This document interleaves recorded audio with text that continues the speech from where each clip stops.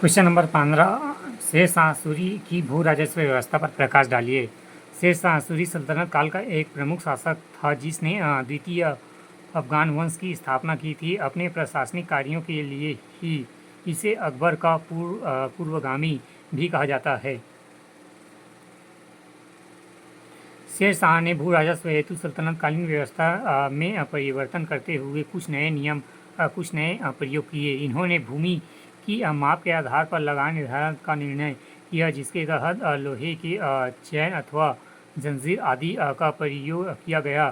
शेर शाह को ही दसाला व्यवस्था का जनक माना जाता है, जिसके तहत भूमि मापन के पश्चात उत्पादन के आधार पर ही कर की व्यवस्था की जाती थी। शेर शाह की भू राजस्व व्यवस्था एवं प्रगतिशील थी, जिसे बाद में अकबर एवं तोड़मल द्वारा भी लागू किया गया। 16 स्वदेशी आंदोलन के महत्व को रेखांकित कीजिए। लॉर्ड कर्जन द्वारा 1905 में बंगाल विभाजन की घोषणा की गई, जिसके विरोध में पूरे प्रदेश में व्यापक आंदोलन हुआ। इसे ही स्वदेशी आंदोलन के नाम से जाना जाता है और इसके महत्व को निम्नलिखित बिंदुओं पर समझा जा सकता है।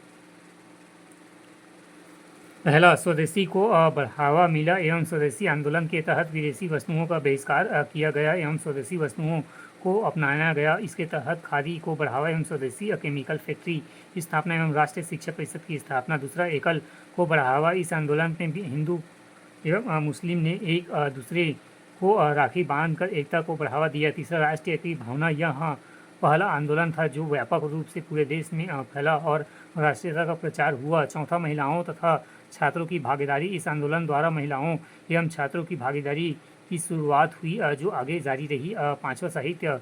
रविंद्रनाथ टैगोर द्वारा अमर सोनार बांग्ला लिखा गया। छठवा, ब्रिटिशों पर दबाव। अंग्रेज इस पर आंदोलन का दबाव पड़ा और 1911 में जॉर्ज पंचम द्वारा बंगाल विभाजन वापस ले लिया गया।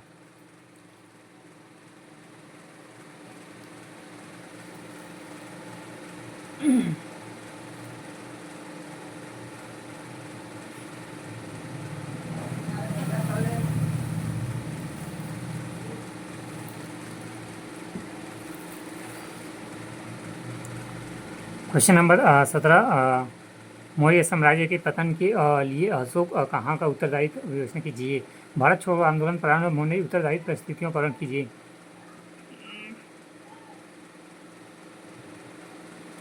भारत छोड़ो आंदोलन, जिसे अगस्त क्रांति के नाम से भी जाना जाता है, 1857 के बाद से अंग्रेजों के विरुद्ध एक बड़ा आंदोलन था। गांधी जी ने इसे अंतिम युद्ध मानते हुए करो या मरो का नारा दिया।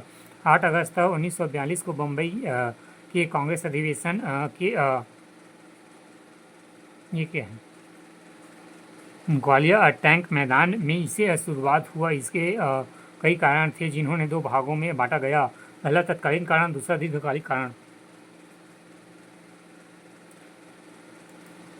पहला तत्कालिक कारण, क्रिप्स मिशन की असफलता। अंग्रेज सरकार द्वारा भेजा गया क्रिप्स मिशन भारतीयों को संतुष्ट करने में असफल रहा। द्वितीय विश्व युद्ध अंग्रेज शासन में भारतीयों को उनकी मर्जी के खिलाफ युद्ध में धकेल दिया, जिसके कारण आत्मसम्मान को ठेस पहुंचा तथा आर्थिक समस्याएं उत्पन्न हुई। अकाल एवं महंगाई। द्वितीय विश्व युद्ध के समाज अकाल की स्थिति उत्पन्न हुई, जिससे अनेक भारतीय क्षेत्रों में लोगों दाने दाने एवं तरसने लगे। दूसरा दीर्घकालीन कारण,